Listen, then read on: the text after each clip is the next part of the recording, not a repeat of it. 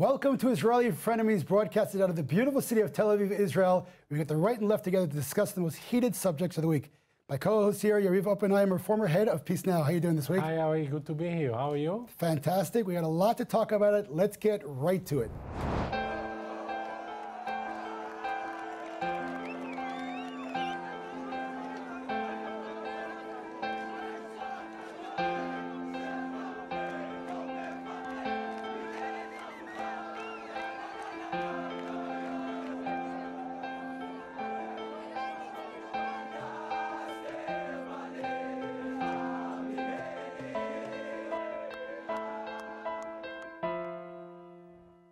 Well, actually, Ari, we are both connected to this story because this evacuation of these 15 houses was actually, the process was started when I was the head of Peace Now, and we appealed to the Supreme Court about it. And you just told me that you were there for the last day of evacuation. Just to inform our viewers, this was a result of a decision of the Israeli Supreme Court actually deciding that Israel has to remove 15 houses due to the fact that part of their houses or all of the houses were built not just illegally according to the Israeli law, but also on private Palestinian land. And we in Peace Now, in 2006, long time ago, we saw that there are new buildings being built there. We saw that they have no approval. We saw that it's illegal, and we saw that it's been built on private Palestinian land, and this is why we appealed to the Supreme Court, actually demanding the evacuation of these houses. Many years passed by, but eventually it happened this week. Again, I'm not happy about it, but I think that should be the result, because I can understand that we can argue about the future of the West Bank and Gaza. We can argue about settlements, whether it's good or bad, but I don't think that we have to argue about the fact that it's wrong to take Palestinian property and to build houses for settlers on private Palestinian land. Okay, so we would agree if all your statements were accurate. I'll call and I'll explain to you why not. And I didn't interrupt you, so please let me finish. These families, when they built their house, there was no claim on the land. No Arabs came forward. The first claim on the land came from your organization, not an Arab. Furthermore, the fact that the court passed judgment that belongs to the Arabs is the problem, because the Arabs to date, by the way, have not brought any proof of ownership. Zero, no deed, no nothing else. Therefore, the question is in the courts. And by the way, there's just another court case, by the way, in the Negev, which is the same situation, except for the fact that in that case, the Jews actually had proof or have proof of ownership, and the Bedouins just sat there, and the Supreme Court did nothing. There's another in Beit Hanina in Jerusalem, for example, on Jewish private home, with the Arabs. So what is one second, let me finish. The Arabs lied to the courts, proved to lie. And they said that they bought the houses. They were caught lying. And the court said, yes, we are saying that this is proved private Jewish land, unlike here. And you know what the court said? We understand the Jew is right, and it's stolen land, but we're not going to kick the Arabs out of their buildings because it would cause them too much pain. So when it comes to Jews who are living on land that has not been proven, they destroy their homes. When it comes to Arabs who live on proved Jewish land, that they keep them up. And by the way, I just want to say one other thing, and I'll let you talk. Peace Now. My biggest problem is if you were worrying about law and order and honesty, I'd be with you. So my question is, with all the illegal Arab buildings, have you ever gone to the Supreme Court once? No, I will explain to you why. Because Peace Now is not just about law and order. Peace Now is also about the two-state solution. So it's political. And it's not just political, but we are saying to the settlers, if you want to build settlements, don't do it in the night, secretly, stealing land. Do it out loud. No one did it in the night. They did it when the second Intifada started, and they wished to be there much before, and they used the opportunity that the focus was not there in order to build their houses. And immediately when they started to build the houses, they got orders from the government to stop because it's illegal. They knew exactly that it's illegal. I spoke with some settlers that thought about buying a house there. Settlers, you give the Arabs their identity, call them Palestinians, but to the Jews, you call them, they're Jews living in Judea. You are calling them Jews. I'm calling them Israelis that are living in the other side of the Green Lane. Again, they're Jews.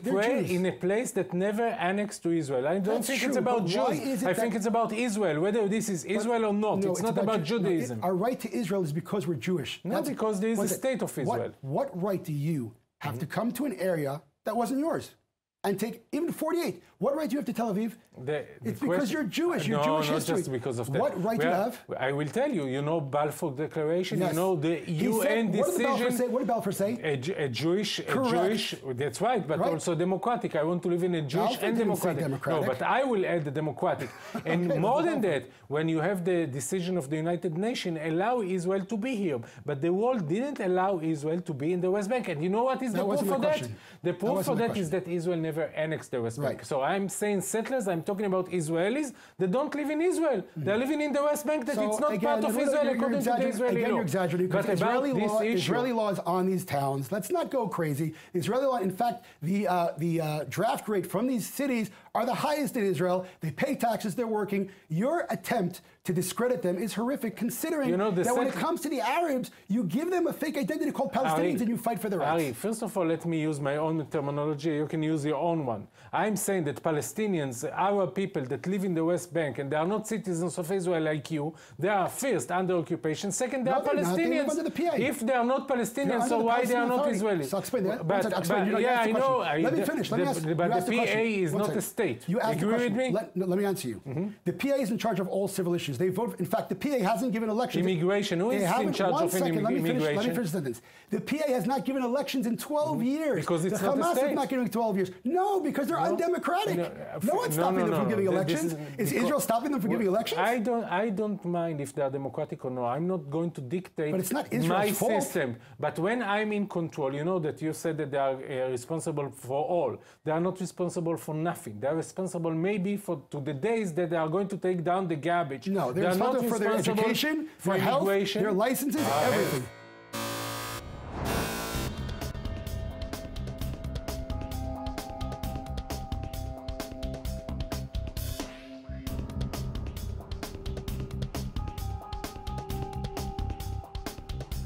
If you support this resolution, you are supporting Hamas.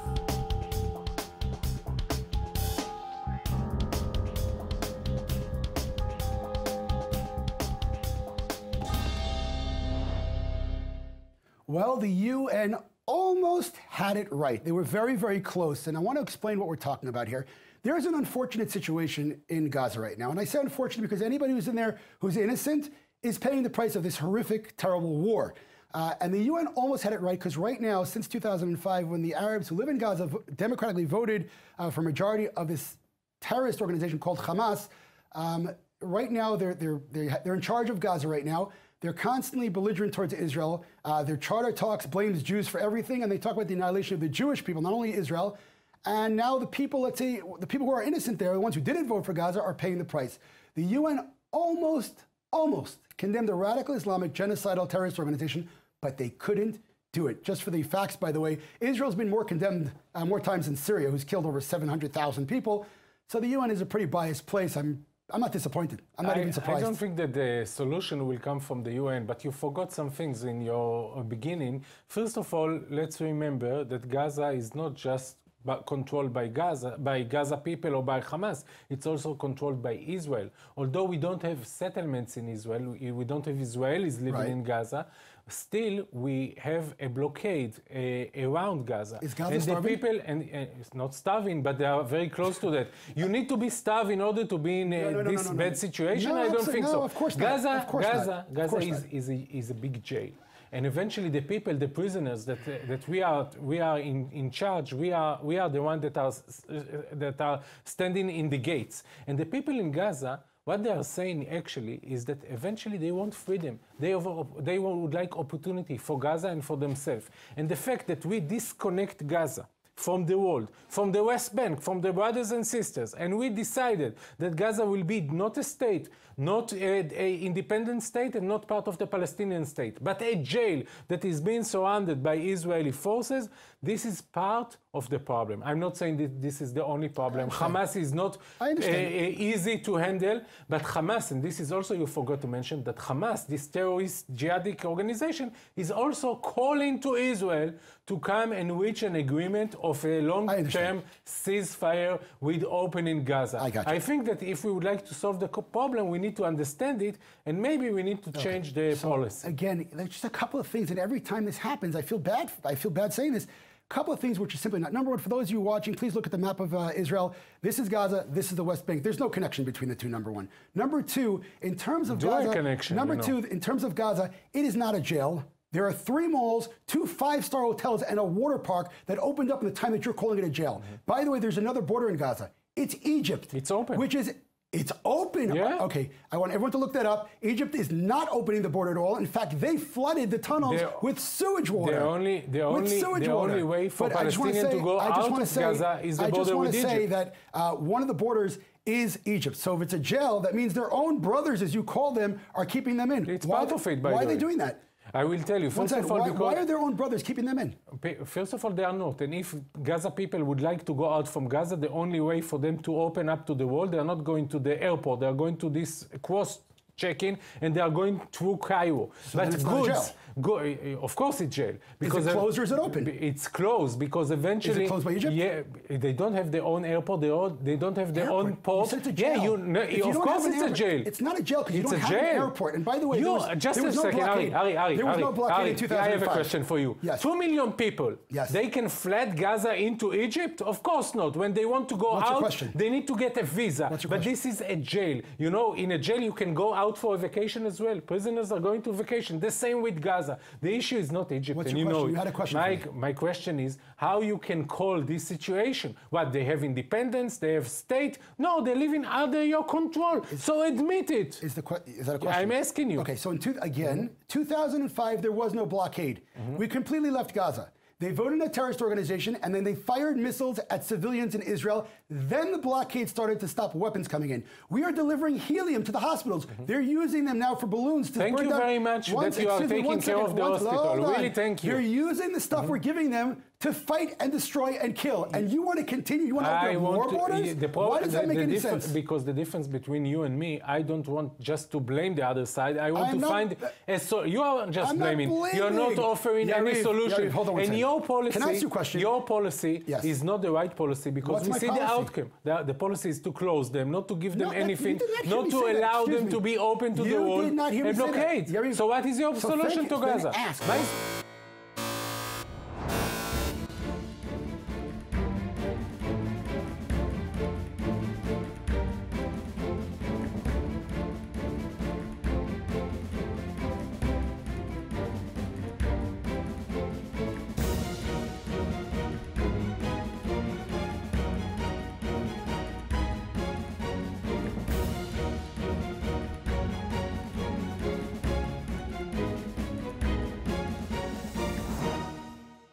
I'm still in shock, you know, because this rocket man is meeting this old person, this is how we call Trump, and they are meeting in this summit, and they are suddenly a very good friend. And I have to tell you, for one reason, I feel that I have to give some credit to Trump, because I believe that you have to make peace with your enemies, and you have to start negotiating, and I prefer talking than fighting.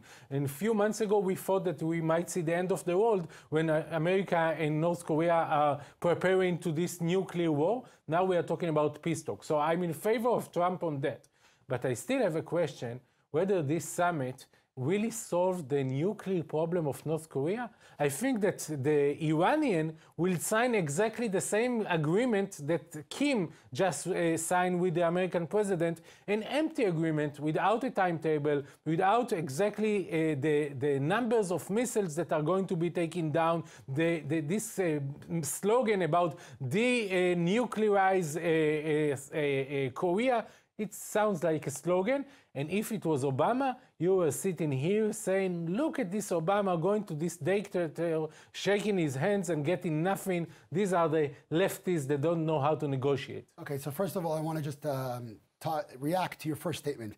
Obama twisted this guy's arm backwards and forwards. He canceled, he said, I'm coming in. The only reason that they came to this summit is because North Korea was so threatened with financial problems and punishment, he had no choice. So while you're saying you make peace with enemies, when the enemies give up their belligerence for whatever, and Egypt is a perfect example. When we destroyed Egypt in the war, they decided to stop talking about destroying Israel, and then we made peace. But they were ready to make peace even before the war, the Yom Kippur War. Just a remark, you know, historical remark. Nasser said before the 67 war, our goal is to annihilate the Jewish state. But not Sadat. Okay, so when Sadat finally came after the war. After 67. After the He was 73 ready war, in when 67. He refused to come to Israel. But I want to talk about North Korea for one second. Okay.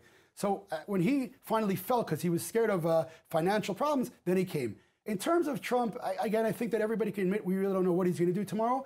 In terms of between Trump and Obama, the problem is that we know Obama's ideology was to believe psychopaths like this. And Trump's ideology is not to give any trust, not to him, by the way, not to Hamas. So what did he do in this meeting? Not to Hamas, and not. I'm guessing, if you ask me, is that Trump flashed in front of him the American dream. He said, look, and he showed him this movie. I don't know if you saw that news. He said, look, this is what your country can be like. Take it or leave it. And I think that this rocket man, as you call him, we don't really know anything about this guy. We know a lot about this guy. He's a very dangerous guy. He is depression his own people. He's using violence. He's killing people. We know how much human rights he doesn't give his people. We don't know his ideology. We don't know anything about him because he's not in the press anywhere. I think Trump threatened him. He threatened him, and he also said, look, this could be your country. Again, we'll know. I think Trump came out and said, there's no more nuclear threat. I don't know where he got that from. We'll know in a couple of months or years if that's First true. Of all, I think you agree with me that there is some problematic behavior of Trump on this thing. And again, I'm in favor of summits. I'm not in favor of war. And if you can stop and prevent war, it's the best way to do it. And Trump says a sentence about the fact that everyone can start a war, but not everyone can open a peace process. My big question is whether this policy is going to be adopted not just in North Korea but also with Iran and also in our region. No, we know that Trump, let me say my opinion. I wish that it will happen. I wish that Trump will be ready to speak with all of the enemies of the United States and in Israel, because I think this is the way to solve problem, not just to go to a war. And I wish that the Trump proposal for peace, this big peace plan, alternative deal that he is promising, will come into the agenda, and it will be not a Netanyahu one, but a fair one that the Palestinians will have to react. Time's up. So again, I think that you're connecting dots that aren't connectable. We're talking about a country. We're talking about Iran as a country. Okay, when Iran gives up their ideology to destroy us, they'll be talking about it. Here, we're not talking about a country, as you said before. We're talking about movements. We're talking about movements here, both Fatah and Hamas, who were born with the goal of destroying Israel. No, until they give up that ideology, there's not only no reason to make peace with them, it's immoral and dangerous to do so. Ari, if they will give up this ideology, are you ready for peace and reconciliation to allow the Palestinians to have a state, exactly the state that you have? Absolutely not. Yeah, no. I'll tell you why. So there will never be peace. You are saying you should accept us, but I'm not going to accept you. The reason why not is you cannot come demand false national rights that you never had in a country that's small the size of New Jersey. What they are to blame that their grandfather and their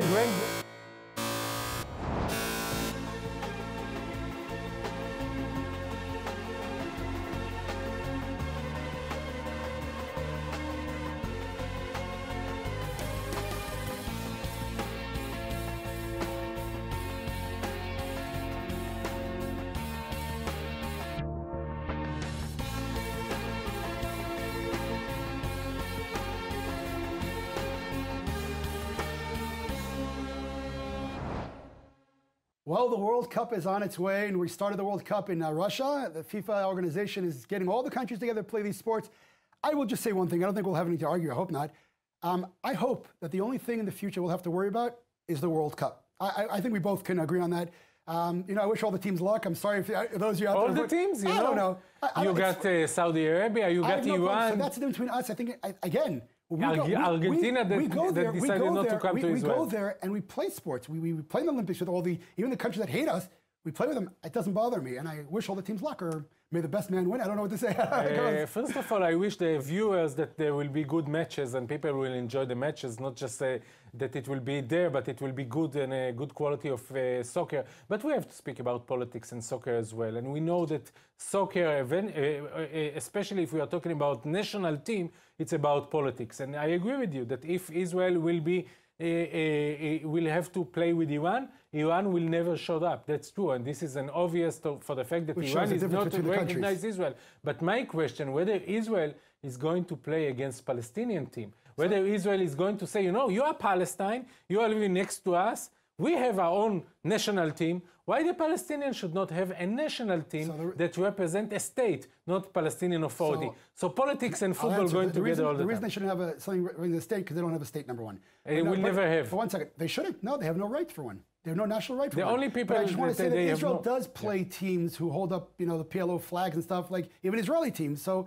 I think we played with the worst of our enemies, and they haven't shaken our hands, which shows the difference between us and our enemies. But again, I think Olympics, for example, and these ball games should stay ball games in sports and Olympics, and I think that's why they were created. I think the Olympics were that for getting the world together. Unfortunately, they've been bothered over the last the Munich massacre, for example. But generally, I think Israel, no matter where it happens, whether it's tragedy we go to help or sports we play, and I think that is a real difference between us and our enemies. We're there to play sports.